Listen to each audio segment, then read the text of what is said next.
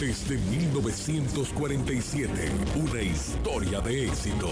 Aquí Colombia.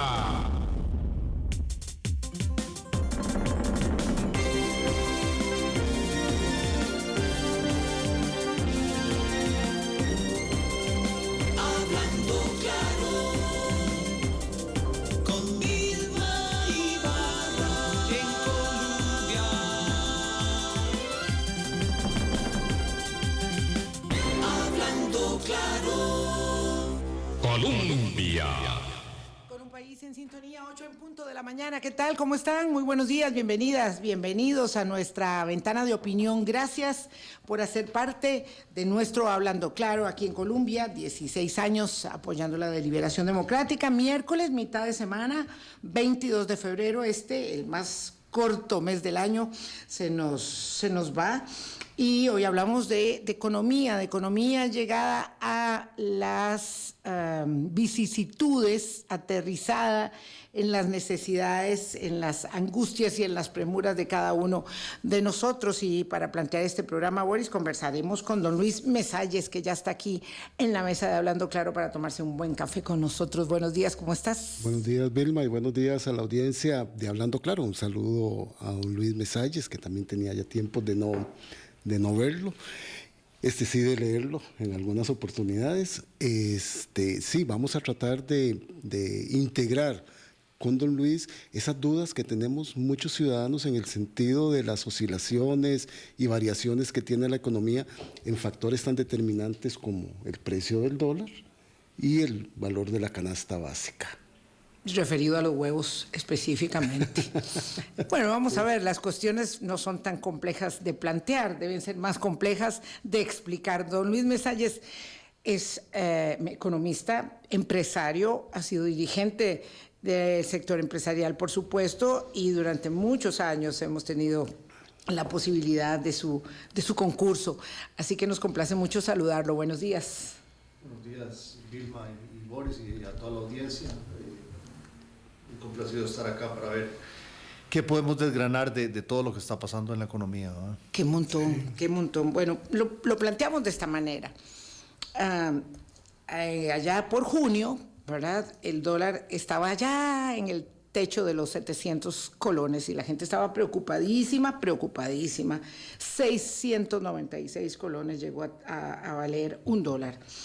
Y bueno, ahora estamos en 558. Subió unos días ahí hasta 580 y volvió a caer otra vez.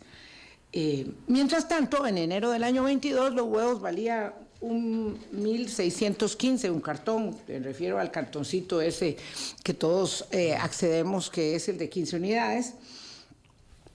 Y en enero de este año, 2.407, casi 800 colones de diferencia. Entonces uno dice, ¿cómo es que baja tanto el dólar, pero no baja ningún producto de la canasta básica? Y hablamos de este producto de la canasta básica porque usted conoce muy bien cómo se mueve esta oferta y esta demanda. Y también un poco la referencia que tiene que ver con este producto tan sui generis y particular que es el dólar. ¿Cómo se puede explicar lo que pasa y por qué una cosa sube y baja y la otra no baja en absoluto para los consumidores? Me refiero a la canasta básica. Ok, hablemos del precio de los huevos, que obviamente algo conozco el mercado. Un poquillo. No, si nosotros pensamos que iba a traer regalo y no trajo. No trajo. Sí, el cartón de 15 unidades que se está hablando, que es un poco menos de un kilo, el huevo se vende por kilo, porque ese cartón de 15 unidades puede traer huevos muy chiquititos o puede traer huevos muy grandes, ¿va? Entonces, hablándolo por kilo, más o menos anda en eso que usted hablaba. Y la gente solamente se fija cuando el precio sube, pero no se fija cuando el precio baja. Ah, no, claro. Este precio que tenemos ahora, que ronda los 2.400 colones por kilo, sí, por kilo, es el mismo que teníamos en 2016. De ahí ha bajado, ha subido, ha vuelto a bajar mucho, y en finales del 2021, principios del 2022, llegó al punto más bajo. ¿Y por qué se mueve el precio del huevo? Es básicamente oferta y demanda, ¿va? Lo que decimos los economistas. Igual que cuando uno va a la feria del agricultor o al supermercado, el precio del tomate una semana está en 500 colones y otra semana está en 1500. Carísimo, carísimo. No, está Las tan caro, no está tan cebollas, caro. La las cebolla papas. también sube y baja. ¿Y qué es? Es oferta y demanda. ¿Y qué ha pasado con el huevo? A principios del 2021 empezó a subir el precio de los granos, que es el principal alimento para las gallinas. No, o sea, y en el 2022 todavía un aumento más fuerte con el tema de la guerra de Ucrania. Pero ya desde el 21 venía subiendo el precio de los granos, venía subiendo el tipo cambio, ¿ah? Todos estaban careciendo para los productores y empezó a haber un exceso de oferta en el mercado. Y mucho de este exceso de oferta se dio, en parte porque se venía de precios tal vez más altos, la gente dice aquí hay un buen negocio, en el negocio del huevo es muy fácil entrar al negocio, ¿ah? Casi que cualquier persona dice, mira, el precio está bueno, voy a poner unas gallinitas, tienen en el patio de la casa ahí un galeroncito, lo llena de gallinas, de pollitas y empieza a producir huevos y ya. Empieza a aumentar la oferta muy fuerte. Pero en el 2021, desde el 2020 y sobre todo en el 2021, se dio un fenómeno extraordinario en el caso del huevo y tiene que ver con el CNP. El CNP estaba en el programa fuerte de regalar huevos dentro de otros productos de la canasta básica, pero el huevo era estrella en esa canasta que le entregaba a gente que, pues, en condiciones de pobreza, que se había quedado sin trabajo durante la pandemia, ¿eh? Para tratar de ayudarlos. Claro. Sí. Y los que se daban para los comedores escolares, para los estudiantes. Para los estudiantes. Para las familias de los estudiantes. Era básicamente 950,000 paquetes de 15 unidades por mes. Y se van en específico en 2 semanas del mes. Entonces el CNP lo que empezó es a incentivar para que más productores se metieran a esto y les pagaba a esos productores pequeños un precio extraordinariamente alto, ¿verdad? En ese entonces le estaba pagando a 2.000 colones el kilo, básicamente 1.900 colones el kilo o el paquete de 15 unidades. Cuando valía mucho menos en el supermercado. Al por mayor.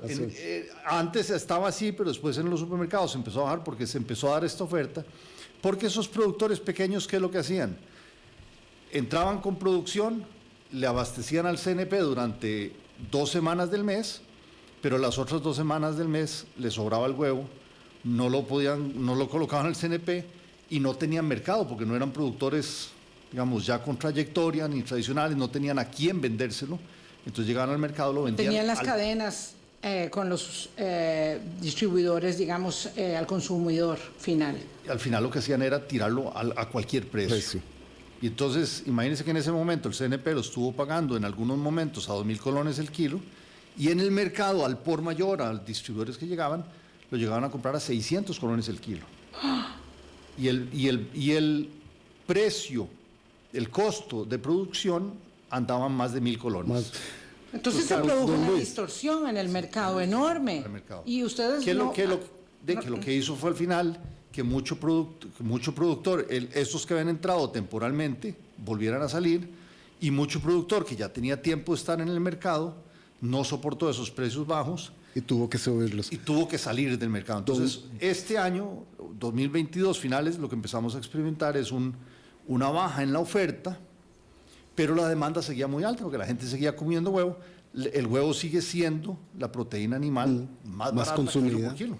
Sí, y de las más consumidas. Don Luis, esto que usted nos explica son lo de las leyes de la oferta y la demanda. Obviamente, usted estando en el mercado conoce mucho más de estas situaciones que afectan el precio del producto final al consumidor. Pero la gente se dice, ¿por qué si el dólar baja? Que esa es la premisa fundamental. ¿Por qué si el dólar baja se infiere que los productos que ustedes tienen que comprar, en el caso del negocio de ustedes, que es el alimento de las gallinas, tendría que bajar también, pero no se ve reflejado en el precio del artículo final? Y se hace esa relación tal vez muy simplista, pero es lo que la gente se pregunta. Bueno, pero igual, de la misma manera como estaba explicando antes, cuando el precio del dólar venía subiendo, desde mayo del 2020 hasta junio del 2022... El precio era menor. El precio del huevo iba bajando. y nuestros costos como productores iban subiendo. Claro. Y esto es porque, a ver, los efectos de esa oferta y demanda no son inmediatos, ¿verdad? Lo que estoy contando es una historia de 2 años más o menos, donde entonces, claro, los productores baja el precio. Yo ya tengo mis gallinas produciendo, yo no me salgo del mercado inmediatamente, yo las mantengo ahí, trato de ver cómo hago, tengo plata de otro lado, se la pongo al negocio para sostenerlo, para sobrevivir mientras tanto, no baja la oferta inmediatamente como para recuperar. Y ahora en estos momentos, digamos, lo que nosotros sabemos como productores de mucho tiempo, nuestra empresa tiene 67 años en el mercado, sabemos que los precios a veces están muy altos y a veces están muy bajos. Claro, ya pueden vivir entonces, con ello. Yo tengo que hacer ahora una huaca para cuando venga el precio va a bajar. Porque como el precio ahora está bueno, eventualmente gente va a decir, y no inmediatamente, sino que en algún tiempo la gente va a decir, mira qué buen negocio el huevo, y se meten a producir, va a haber otra vez más oferta y el precio va a bajar eventualmente, ¿va? No sé cuándo, pero en algún lugar. Entonces tengo que guardar ahora lo que pueda porque después voy a tener que sacar esa plata. Entonces, es decir, entonces no hay una correlación directa que establezca que si el precio de los fertilizantes y de los insumos, ¿verdad?, con la trastocación de cadenas que ha habido, baja, voy a tener una disminución en el consumo, en el precio que yo pueda sentirla. Baja mi costo, exacto, pero no necesariamente se traslada una baja en el precio inmediatamente. Igual que a veces que sube el precio, yo no se lo traslado tampoco al consumidor inmediatamente, porque si yo se lo traslado, después puede ser que alguien, otro competidor, no suba el precio y me quita mercado. Entonces está ese juego de oferta y demanda que no es inmediato, ¿verdad? No es inmediato. Y que no tiene que ver ninguna relación con la variación del precio del dólar.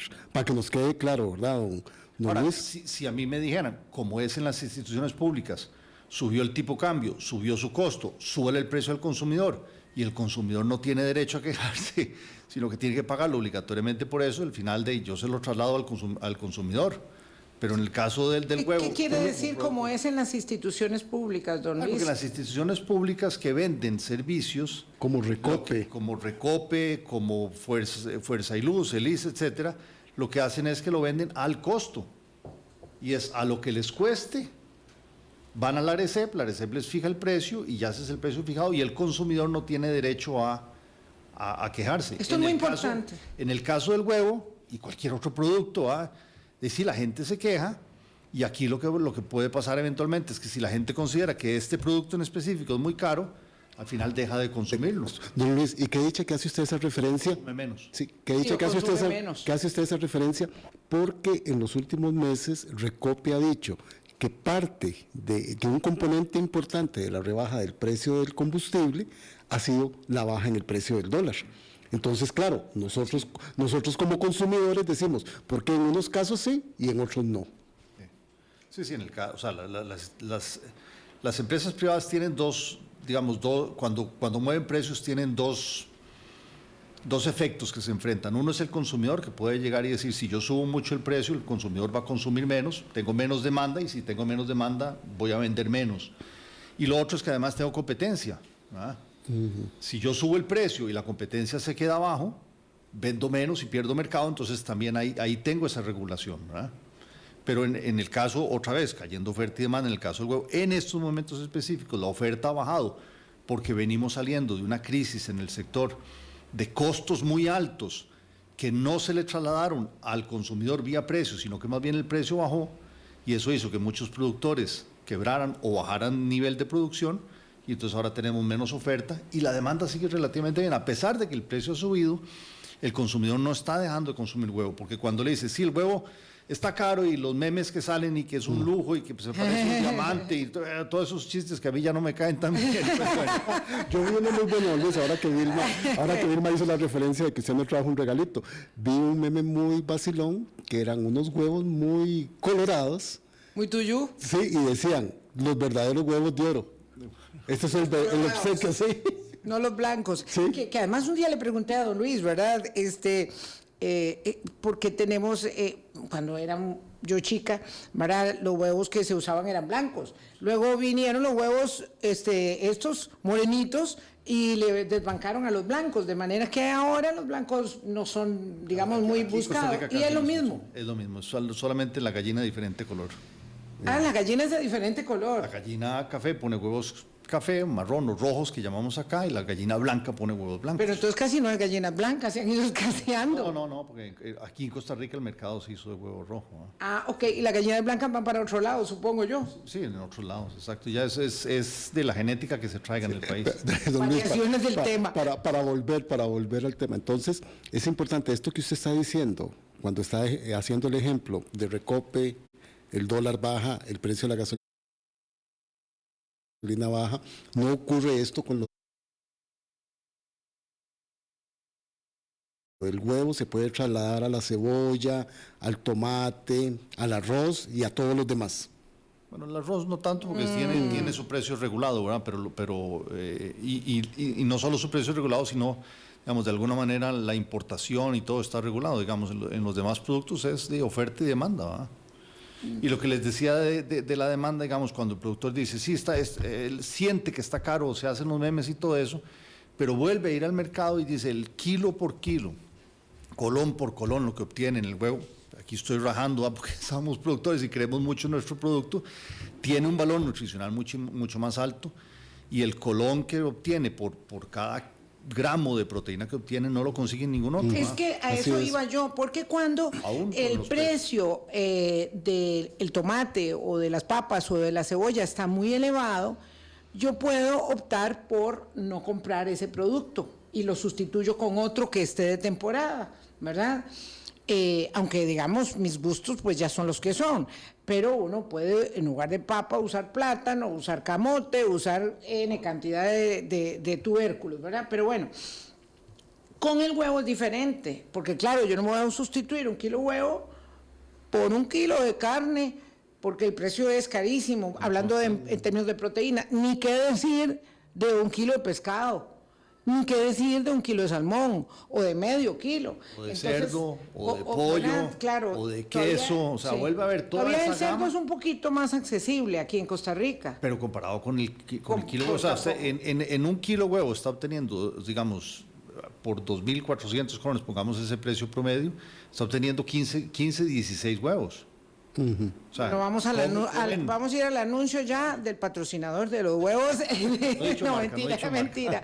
Claro, aquí nos acusan todos los días de la publicidad, entonces estamos gozando con don Luis Mesalles. Y por eso la relación que hacía Vilma inicialmente, porque el huevo es un producto de consumo muy popular, muy importante en la dieta de las familias. Es muy versátil, además, se hace de mil maneras. Entonces, claro, es una gran...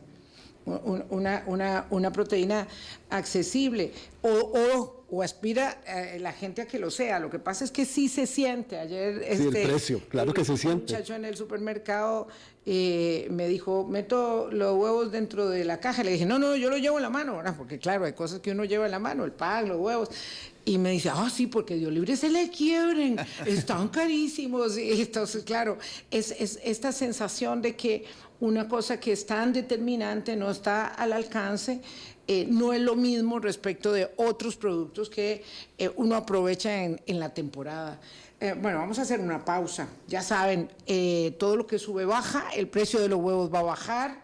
Y claro, la otra cosa es que si se comía dos, que se coma uno, ¿verdad? Que siga comiendo dos. Y eso es lo que no está de acuerdo Luis Mesalles. Vamos a la pausa y regresamos.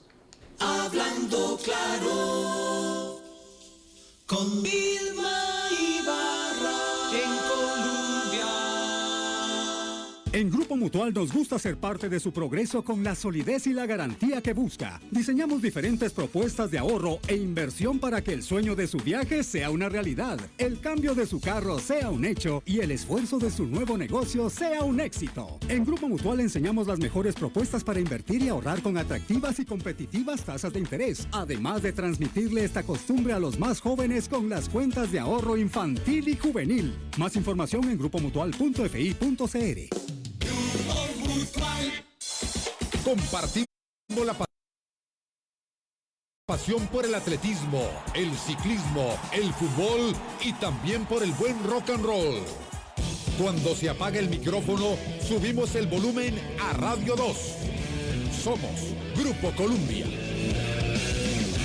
En Grupo Mutual nos gusta ser parte de su progreso con la solidez y la garantía que busca. Diseñamos diferentes propuestas de ahorro e inversión para que el sueño de su viaje sea una realidad, el cambio de su carro sea un hecho y el esfuerzo de su nuevo negocio sea un éxito. En Grupo Mutual enseñamos las mejores propuestas para invertir y ahorrar con atractivas y competitivas tasas de interés, además de transmitirle esta costumbre a los más jóvenes con las cuentas de ahorro infantil y juvenil. Más información en grupomutual.fi.cr.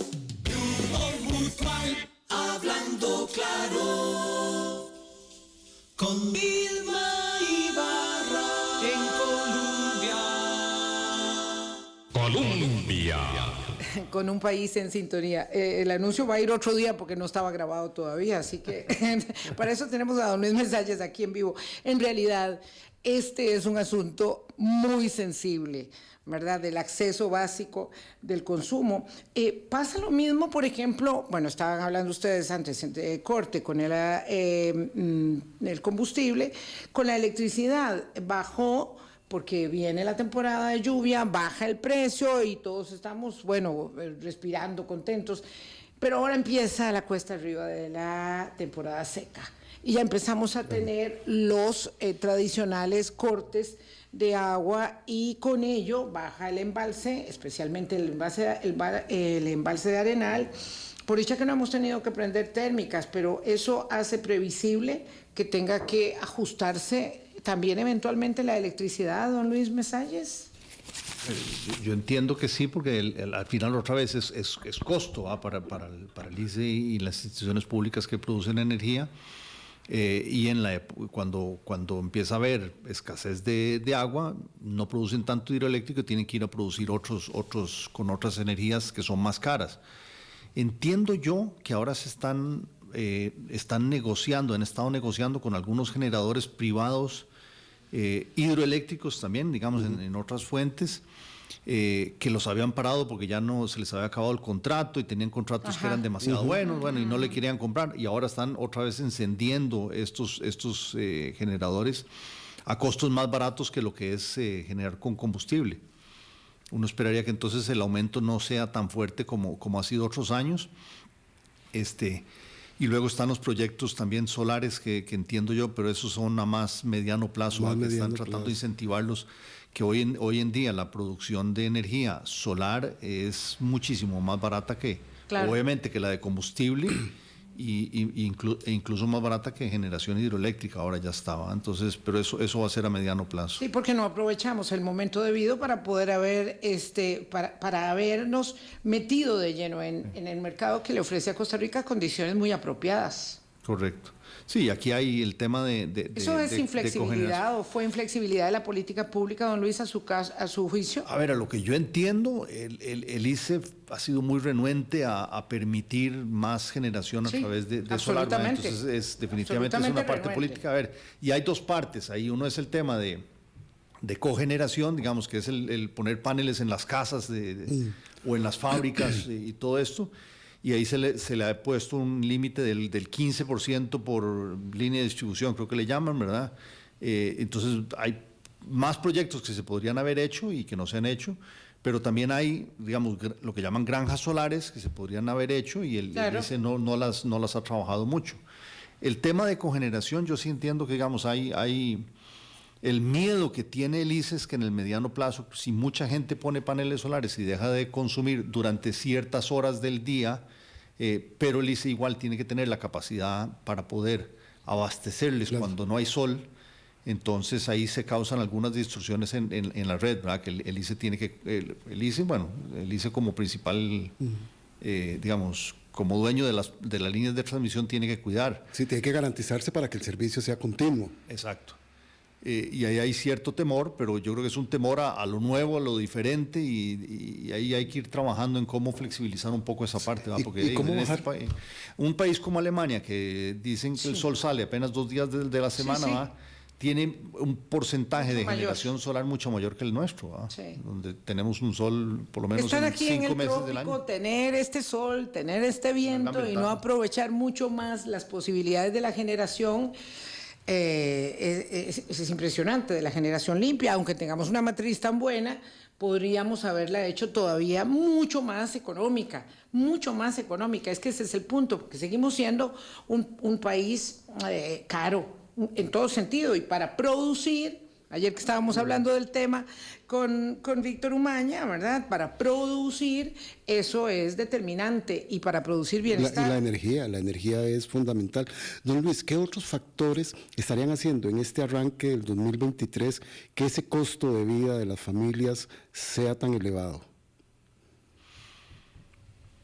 Vamos a ver, yo creo que todavía venimos arrastrando desde el año pasado, ¿verdad? Unos golpes fuertes, digamos, precios del petróleo, precios de granos, cereales en general siguen estando altísimos, precios de metales, ¿verdad? Entonces todo lo que tiene que ver, yo creo que esos golpes nos pegaron duro, y el que se vaya eso diluyendo va a tomar más tiempo.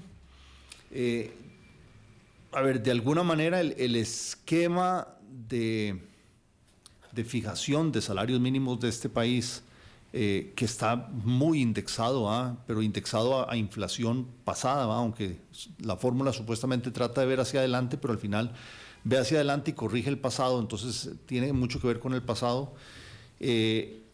Ahora en enero, digamos, los salarios mínimos subieron un 6 y pico y habían subido como un 1,5 en julio. Entonces, si uno suma esos dos, los asalariados del sector formal de alguna manera ya están corregidos contra la inflación pasada, que llegó a, digamos, el año pasado terminó en 8%, entonces de alguna manera está corregido, y su ingreso real vuelve a un nivel que le puede ayudar a enfrentar la inflación, a enfrentar esos aumentos de precios. Claro, y esos Pero son bueno, los menos. pero tenemos un 40% del sector informal, Así que es el que no enfrenta eso, y con una economía que está creciendo muy poco, ¿verdad? La economía interna, digámoslo así, que es donde trabaja todo ese sector informal, no está logrando generar más producción, y por lo tanto sus ingresos no están creciendo al mismo ritmo para poder enfrentar ese aumento de precios que ha habido. Entonces, yo creo que o sea, al final, de otra vez, oferta y demanda. Si yo no tengo suficiente ingreso para enfrentar eso, me va a costar enfrentar esos precios altos. Y esos golpes de los altos precios en las materias primas, en los insumos, en la transportación que se vio afectada el año pasado, ¿cuándo se prevé que pueda equilibrarse y diluirse, como estábamos hablando, don Luis? A ver, yo creo que hay otro tema que hay que hablar, y digamos, de alguna manera se decía antes,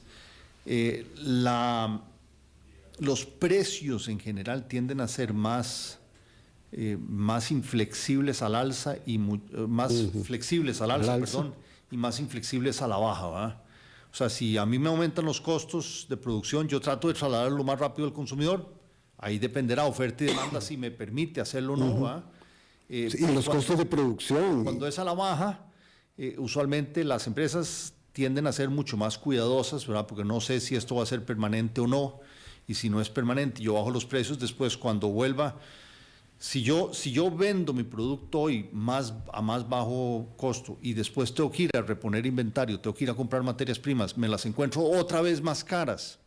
Yo pensaba que era una baja permanente y fue una baja temporal, y tengo que ir más caro, no me alcanza el flujo caja, ¿va? Y al final lo que mueve a las empresas es el ingreso que les entra y que les sale. Cuéntele ese cuento a todas las familias, es lo mismo que nos pasa a todos, claro, exactamente. Entonces, claro, a la baja tienden a ser más inflexibles y va a tardar, pero aquí por lo menos las estimaciones que tiene el Banco Central es que la inflación vuelve a estar en ese rango meta que tiene entre 2 y 4%. Habían dicho originalmente que iba a ser a mediados del 2024, ahora están diciendo que es a finales del 2023. Y yo creo que sí, digamos, de alguna manera ese alivio se va a dar. Si uno ve la inflación del último semestre, el año pasado, el semestre, la inflación fue 0,5%. O sea, ya los precios ya se estabilizaron. Claro, venimos arrastrando precios que subieron mucho en el primer semestre del año pasado. Entonces yo creo que probablemente, o sea, si se mantienen, el precio del petróleo no está subiendo ya, digamos, se ha estabilizado. Los granos se han estabilizado a niveles altos, pero se han estabilizado un poco más. Y los metales también tienen ese juego. Entonces, si eso se mantiene así, si no se complica otra vez la guerra con Ucrania y Putin anda diciendo cosas raras, ¿verdad? Que podría complicarse. Sí, que pareciera que no va a ser así. Lo de China, el otro factor es China, qué tanto China va a reactivarse del COVID, y eso genera miles de millones de habitantes generando más, consumiendo más, generando más demanda, le ponen presión a los precios internacionales. Claro. Pero pareciera que de momento no está siendo tan fuerte ese impacto. Si esos precios internacionales pero se mantienen... Pero lo será, porque ya están celebrando que han tenido la victoria sobre el COVID, entonces, digamos, cabe esperar que lo será. Pero si el efecto de eso sobre los precios internacionales no es tan fuerte, yo sí esperaría que la inflación, digamos, tienda a ir bajando más rápido que incluso que lo que ha dicho el Banco Central, y tengamos ese alivio, que por lo menos ya los precios no están creciendo al nivel del 10% anual, que crezcan al nivel del 3, 4%, que eso es o sea, que menor impacto sobre los consumidores. Dentro de un año podríamos estar aquí sentados hablando, Dios mediante, de que ya estaríamos viendo esa situación si las condiciones persisten, don Luis. Correcto, yo creo que sí. Hablemos del dólar. Perdón, caballeros, quiero señalar que por dicha don Víctor Bumaña está aquí cercano al otro lado de la línea y dice que recordemos que ya no hay regulación en el precio del arroz. Claro, el tema es entonces ¿qué pasa con el precio? ¿Qué pasa que el precio no baja? Y claro, me dice don Víctor, el precio internacional es alto, habían inventarios existentes comprados a precio anterior, fertilizantes y agroquímicos todavía están altos, el negocio además se presta para que pocos actores se dejen la mayor parte de la existencia, es decir, hoy los importadores y los supermercados, es decir, de alguna forma u otra vamos a caer presos los consumidores, y hablando de arroz, son casi todos, no me incluyo, en el tema de la imposibilidad de la reducción del precio del arroz, que tiene además unas particularidades internacionales muy, muy complejas, de las que ya hemos hablado justamente con Víctor aquí en el programa. Pero volvamos al precio del dólar, que es un producto tan sui generis también. El otro día nos decía una amiga, una colega, que no quería que el precio del dólar aumentara, porque dependía mucho en su trabajo de ese precio. Pero el grito al cielo de los exportadores, de la actividad turística, que es la que siento que está resentida en el impacto en este instante de haber vendido paquetes turísticos haciendo una correlación del precio respecto del colón, que hoy les cae por mucho por debajo, hace que se cierne entonces el fantasma del desempleo en un país que ya decíamos donde el desempleo informal es tan elevado, pues eso preocupa mucho. Hay algo así como un precio equilibrado, óptimo, exactamente, del tipo de cambio, porque realmente es un dólar muy económico para, por ejemplo, viajar o comprar insumos en este momento. A ver, cuesta encontrar ese equilibrio, ¿verdad? Justo medio. Hay demasiados factores que afectan ese precio, que termina siendo uno de los precios más importantes de la economía, ¿verdad? Junto tal vez con las tasas de interés. Claro. Y otra vez entramos, es un juego de oferta y demanda.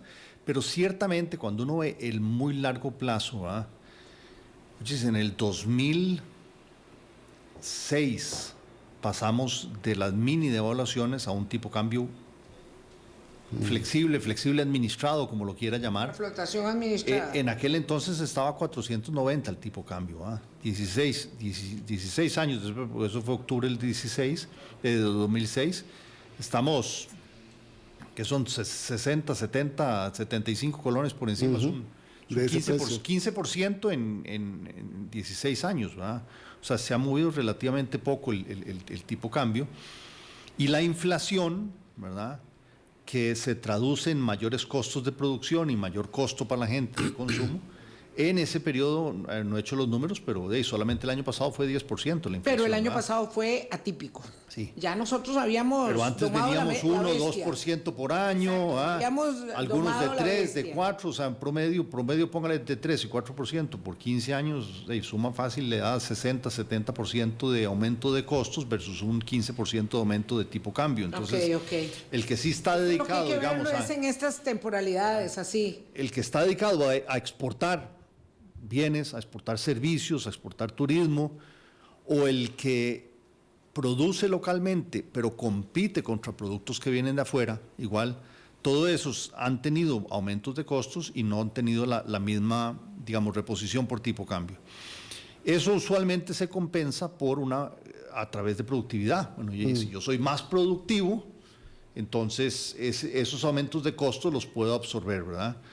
El problema es que obviamente hay sectores que no han generado esa productividad y hay otros sectores que sí son mucho más productivos. Y yo creo que ahí de alguna manera nosotros como país estamos siendo víctimas de nuestro propio éxito. El éxito que hemos tenido en el sector exportador, muy ligado a zonas francas, donde la productividad es creciente, enorme. y los inversionistas extranjeros de afuera o las empresas estas multinacionales vuelven a ver a Costa Rica y dicen, bueno, allí yo puedo ir a Costa Rica e instalar una planta y con lo que pago de salarios traducido a dólares, aunque sea un dólar bajo, Es muy sigue elevado. siendo un costo muy, muy bueno. Ah, muy bueno. Muy bueno comparado con lo que le pagan en Estados Unidos a un Ok, bueno, es que parecido. depende con qué se compare, claro. Tanto en la parte de servicios como en la parte de plantas, entonces seguimos siendo muy atractivos porque Claro. lo que nos dicen, y los estudios que ha hecho CINDE y Procomer y todo esto, es que el trabajador costarricense es muy productivo, Claro. es muy fácil de entrenar, aprende rápido, es inteligente y Es por lo versátil. tanto genera productividad para la empresa. Esto nos vuelve a llevar a la discusión que teníamos ayer. El tema es la cualificación y cómo generamos más talento humano, talento. más recurso humano. Es eso lo que hay que hacer, porque hay otro sector, perdón, Maurice, otro sector de la población que no tiene esa productividad, que no tiene esa capacidad para incorporarse a esas empresas que requieren ciertas calificaciones, que no saben inglés, que no saben matemáticas, que no saben ciencias, ¿verdad?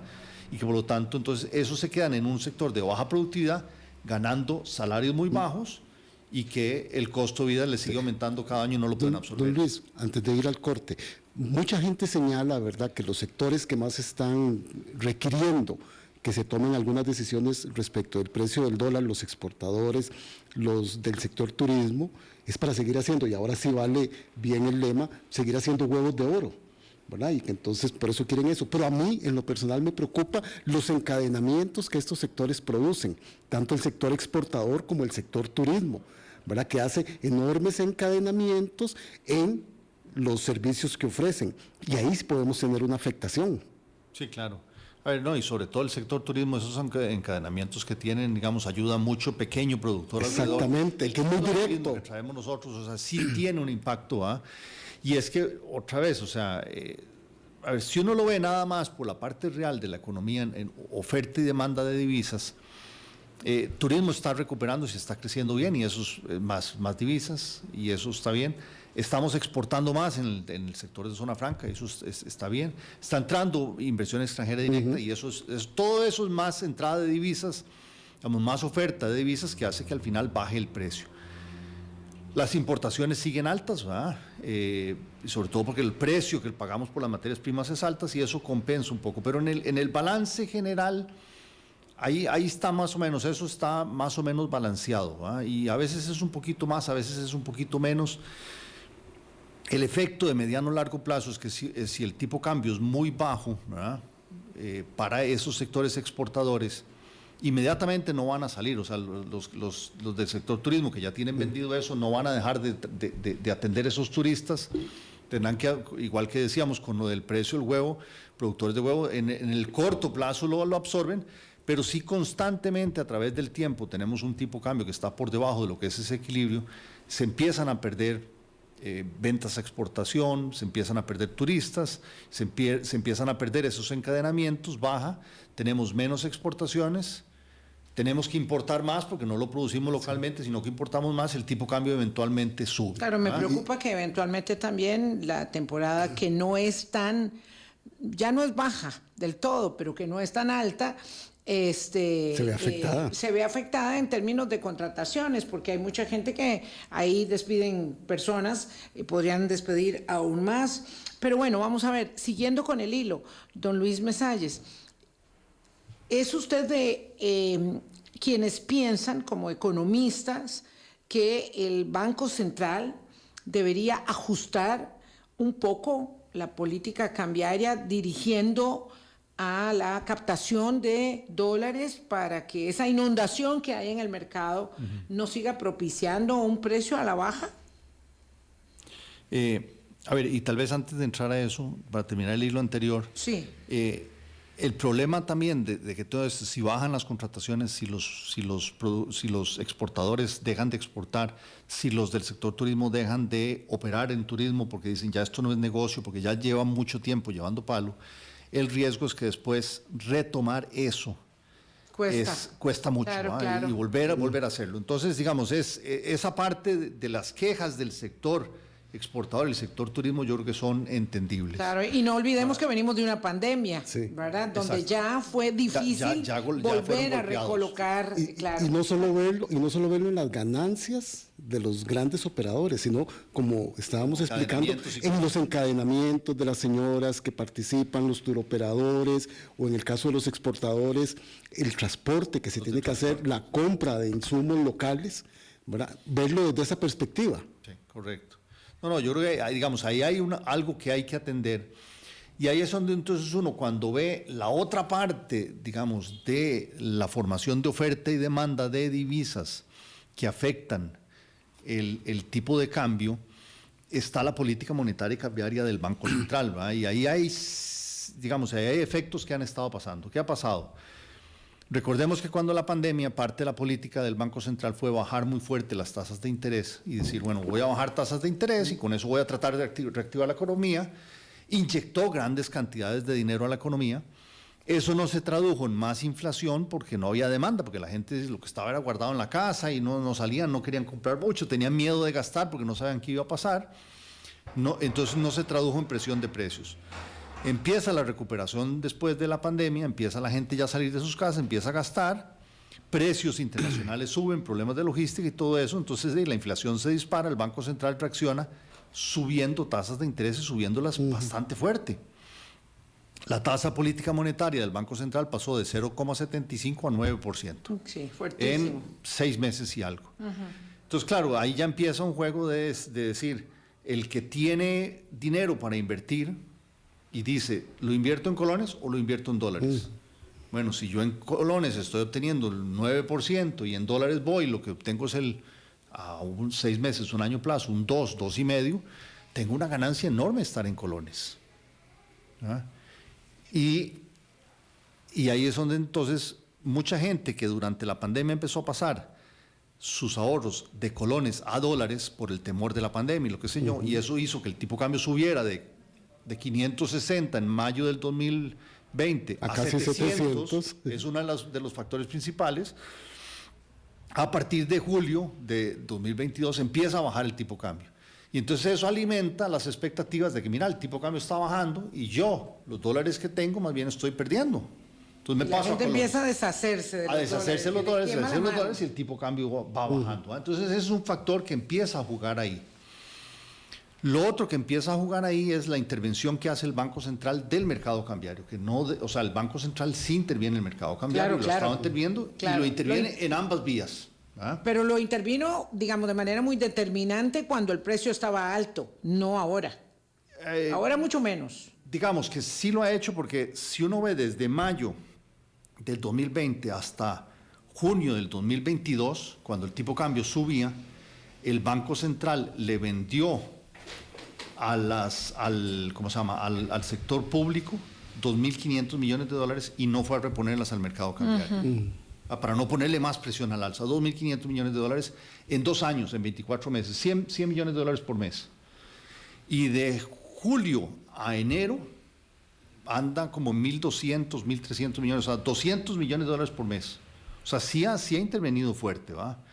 Claro, cuando hay movimiento, dentro de estos periodos, cuando han habido movimientos fuertes al alza, el Banco Central es más rápido en intervenir, ¿verdad? Que cuando va a la baja. Yo sí tengo eso. Pero lo otro que hay es que además la forma de intervenir el banco ahora que ha venido a la baja le agrega un elemento adicional que la gente dice, no, el tipo cambio va a seguir bajando. ¿Qué es lo que ha hecho el Banco Central, por ejemplo? Hay días en que no ha habido en Monex, ¿verdad? Las negociaciones de Monex diarias, mucha gente queriendo vender y el Banco Central es casi que el único comprador. Un día, por ejemplo, que me acuerdo, se movieron $63 millones en Monex. 60 de esos los compró el Banco Central. O sea, el Banco Central es casi que el único comprador. ¿Y a qué tipo de cambio compró ese día el Banco Central? 4 colones por debajo de lo que estaba el día anterior. O sea, que ahí yo creo que hay un objetivo del Banco Central está bien, de comprar supuestamente para defender, pero también está comprando más barato. O sea, sabe que tiene que comprar el Banco Central porque intervino vendiendo 2.400 millones en 2 años y ahora tiene que, para nivelar la oferta y demanda, o sea, porque esa distorsión hizo que el tipo de cambio no subiera tanto como quería. Y ahora que va para abajo, tiene que reponer esos 2.400 para ser parejo, ¿eh? O sea, no es una protegiéndose a sí mismo, el banco. Tiene que reponer las reservas, claro, porque las ha perdido. Es más, y como había perdido mucho, fue y pidió un préstamo en el Fondo Latinoamericano de Reservas por 1.150 millones para no perderlas, o sea, para no estar muy bajo. Ahí tiene que reponer, pero entonces, como tiene que comprar de vuelta lo que vendió durante 2 años, su objetivo, lo que por lo vendió menos caro, lo que uno ve en el mercado, es comprar al precio más bajo posible. Y eso alimenta esa espiral hacia abajo del tipo cambio. Bueno, vamos a hacer una pausa porque estamos atrasadillos con el segundo corte, que es pequeñito, y volvemos con el dedo en el renglón, porque todavía no hemos terminado de escuchar la elaboración argumental del economista Luis Mesalle sobre el tema del dólar. Hablando claro, con Vilma Ibarra, en Colombia. En Grupo Mutual nos gusta ser parte de su progreso con la solidez y la garantía que busca. Diseñamos diferentes propuestas de ahorro e inversión para que el sueño de su viaje sea una realidad, el cambio de su carro sea un hecho y el esfuerzo de su nuevo negocio sea un éxito. En Grupo Mutual enseñamos las mejores propuestas para invertir y ahorrar con atractivas y competitivas tasas de interés, además de transmitirle esta costumbre a los más jóvenes con las cuentas de ahorro infantil y juvenil. Más información en grupomutual.fi.cr. Manejando, descansando o pasándola bien en compañía. Si me ve cantando, seguro voy escuchando Radio 2 o Columbia Estéreo. Somos Grupo Columbia. En Grupo Mutual nos gusta ser parte de su progreso con la solidez y la garantía que busca. Diseñamos diferentes propuestas de ahorro e inversión para que el sueño de su viaje sea una realidad, el cambio de su carro sea un hecho y el esfuerzo de su nuevo negocio sea un éxito. En Grupo Mutual enseñamos las mejores propuestas para invertir y ahorrar con atractivas y competitivas tasas de interés, además de transmitirle esta costumbre a los más jóvenes con las cuentas de ahorro infantil y juvenil. Más información en grupomutual.fi.cr. Hablando claro, con Vilma Ibarra, en Colombia. Con un país en sintonía, 8:47 de la mañana. Don Luis Mesalle es economista, empresario, dirigente del sector empresarial, también nos acompaña hoy y estamos en esas reflexiones, punto a cierre, don Luis, respecto del tema del precio del dólar, que es sensible. Uno habla de esto como si todo el mundo estuviera en ello y evidentemente no es que todas las personas estén involucradas como en el tema de los huevos, que ahí sí afecta a todos de una manera u otra. Pero lo cierto es que quienes tienen esta posibilidad de un pequeño ahorro, no hablo ya solo de la gran inversión del sector productivo, empresarial, tienen esta posibilidad del pequeño ahorro, siempre están preguntándose, bueno, ¿y ahora qué debo hacer? ¿Sigo vendiendo si vendo mis dólares? Bueno, cada vez van a valer menos y me deshago de ellos ya. O puede existir, como muchas personas dicen, una tendencia a la colocación en punto medio, sin saber qué es el punto medio exactamente, pero que fuese entre, no sé, entre los 558 de hoy y los 696 de aquel junio 2022. A ver, es difícil saber, ¿va? Y sobre todo porque, como decía hace un rato, la parte real de la economía, exportaciones, importaciones, turismo, inversión extranjera directa metida ahí, está más o menos balanceado. Eso es un poquito más, eso es un poquito menos. Lo que mueve en este tipo de cambio, lo que mueve en este país el tipo de cambio, básicamente son los movimientos financieros. Cuando van de colones a dólares, de dólares a colones, entra dinero de afuera, sale dinero de Costa Rica para afuera. Eso es lo que mueve el tipo de cambio. Y esa parte depende muchísimo de las expectativas que tenga la gente. Entonces, si todo el mundo piensa que el tipo de cambio va a bajar y entonces lo que hace es vender sus dólares y cambiarlos a colones, el tipo de cambio va a bajar. En el momento que la gente diga, no, ya aquí ya dejó de bajar y tiene que subir. Pero ¿quién tiene que dar esa señal de que va a subir? ¿El banco? La da el mercado, ¿verdad? En el sentido que es mucha gente pensando, pensando que pueda pasar, pero el banco obviamente tiene una influencia importante. Claro. Y el banco influye a través de qué es lo que dice, que qué va a pasar con las tasas de interés, ¿verdad? Algunos economistas hemos dicho que esa movida de tasas de interés ya es suficiente para controlar la inflación, que más bien tiene que bajar un poco esa tasa de interés. Si el Banco Central lo hiciera, entonces está dando una señal de que ese premio por invertir o ahorrar en colones es menor, y entonces podría generar expectativas de que el tipo de cambio sube. Y lo otro es lo que a través de sus intervenciones, si el Banco Central sigue interviniendo, que compra cada vez más a la baja, ¿verdad? Y es más agresivo cuando sube que cuando baja, entonces la gente va a decir, aquí va a seguir bajando el tipo de cambio y la gente va a seguir cambiando. Yo creo que ya hay señales, ¿verdad?, donde pareciera que 560 es como un piso, ¿verdad?, del tipo de cambio.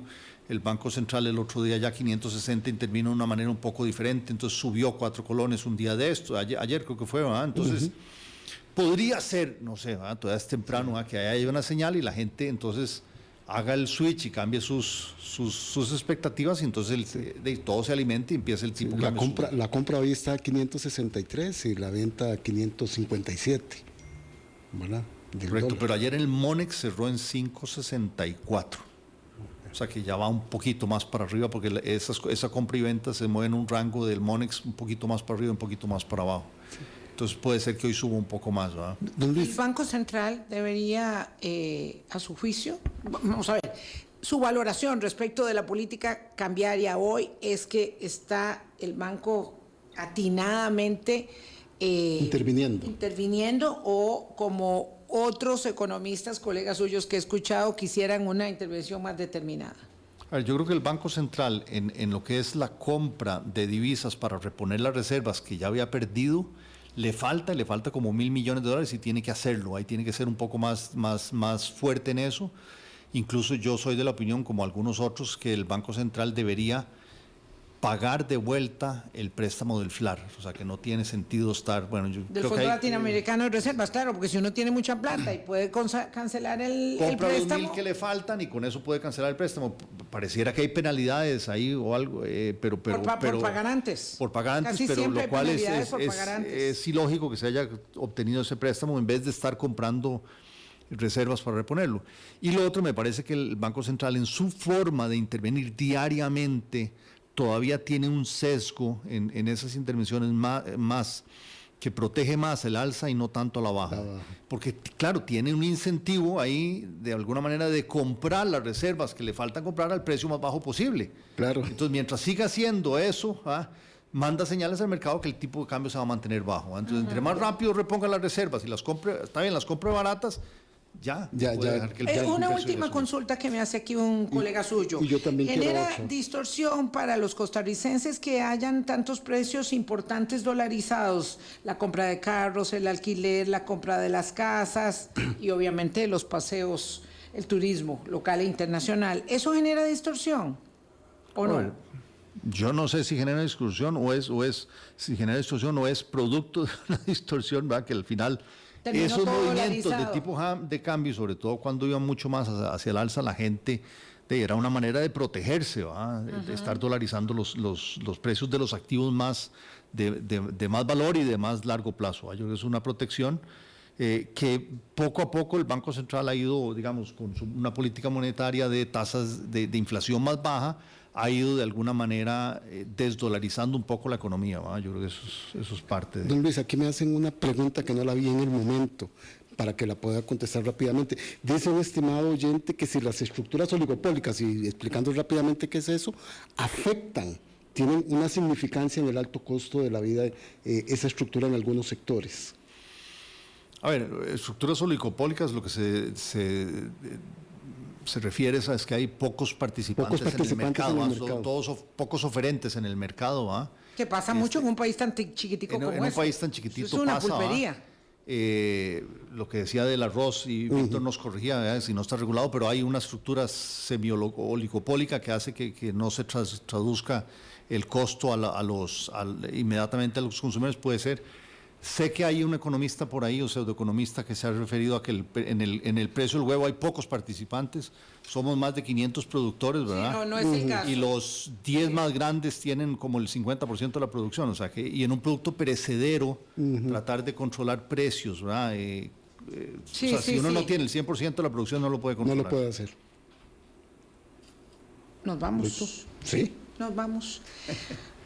Sí, esto continúa, es un tema de mucha dinámica, por supuesto, así que muchísimas gracias por haber venido, don Luis Mesalles, siempre es muy didáctico, así, pie a tierra con la economía, que es complicado, pero bueno. Sí, es complicado. Sí, muchísimas gracias. Mañana hablamos de política educativa, un reto país, el más grande probablemente, o entre los mayúsculos que tenemos que para poder enfrentar. cambiar la estructura productiva, generar el músculo que nos hace falta, que es el músculo débil, y, digamos, provocar esperanza e ilusión.